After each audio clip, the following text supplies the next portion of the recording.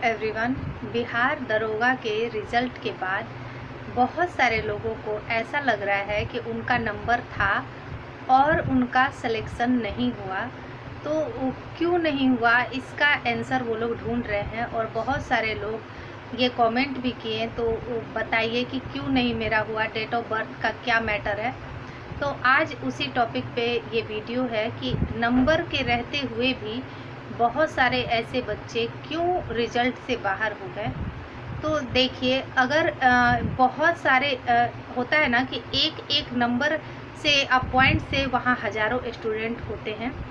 तो may be ऐसा रहा होगा कि आपका जैसे नंबर गया है, किसी का 81.2 कट ऑफ गया है, तो 81.2 वाले अगर 3 स्टूडेंट हैं जिनका सेम 81.2 आया है, तो इसमें से तीनों का तो सिलेक्शन नहीं होगा।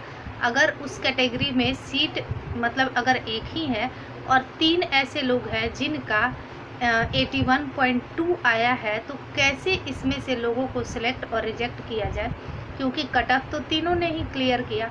तो अब ये कैसे होगा। तो देखिए, सबसे पहले वहाँ पे अब डेट ऑफ बर्थ देखा जाता है कि कौन किसका डेट ऑफ बर्थ सबसे इसमें ज़्यादा है। जिसका ज़्यादा रहता है उसको वो सीट दे दिया जाता है, या ईयर सेम है और मंथ में भी अगर एक दिन से भी अगर कोई उसमें बड़ा है तो पहले उसका सिलेक्शन होगा, ना कि आपका होगा।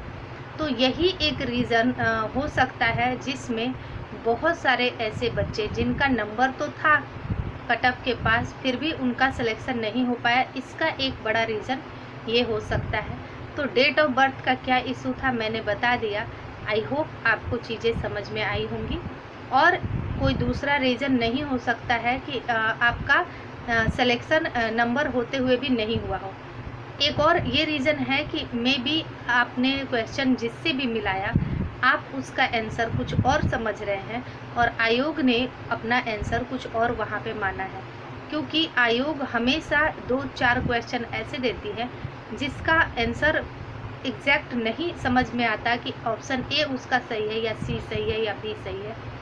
उसमें आयोग कुछ और आंसर मानती है और हम कुछ और टीचर्स से जो मिलाते हैं उससे कुछ और मान के रखे रहते हैं। तो इससे 1-2 क्वेश्चन भी अगर ऊपर नीचे होता है तो सोचिए कितना रिजल्ट पे उसका असर होगा। ये भी एक बहुत बड़ा रीज़न है जिसके वजह से बच्चे अपना कुछ और आंसर मिलाए हैं और वहाँ आयोग कुछ और मान के बैठा है, जिसके वजह से हमारा उससे मैच नहीं कर रहा है। कट ऑफ से हमारा रहते हुए भी हमारे अकॉर्डिंग वहाँ पे हमारा नहीं नाम दिखाता है। और एक तीसरा ये भी होता है कि बहुत सारे बच्चों को आंसर याद नहीं रहता है। जैसे होता है ना, क्वेश्चन हम लोग बना के एग्जामिनेशन हॉल से निकलते हैं तो हमें याद नहीं रहता कि हम किसका क्या लगाए थे, किसका क्या लगाए थे।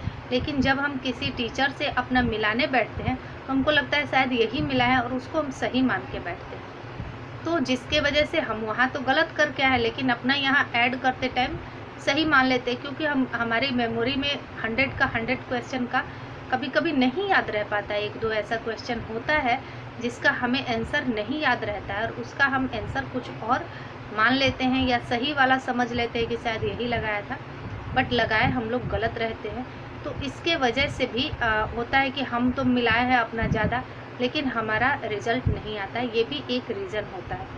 ठीक है, तो ये 3 रीज़न में से कोई ना कोई रीज़न आपका होगा जिसके वजह से आपका नाम नहीं आया होगा मेरिट लिस्ट में। पहला डेट ऑफ बर्थ, दूसरा जो हम आंसर सोचे हैं वो कुछ माना है, और तीसरा हमारा मेमोरी, जिसमें हमें याद ही नहीं रहता कि हम किस क्वेश्चन का क्या आंसर लगाए हैं। उसमें हम कुछ ऐसे क्वेश्चन का आंसर सही मान लेते हैं कि यही लगाए होंगे जो हम वहाँ लगाए ही नहीं है या गलत करके आए। ठीक है, तो ये ही सारी रीज़न की वजह से बहुत लोगों का नाम नहीं आया होगा। चलिए, आपको वीडियो समझ में आ गई होगी। अगर पसंद आई तो लाइक कीजिएगा। Thank you.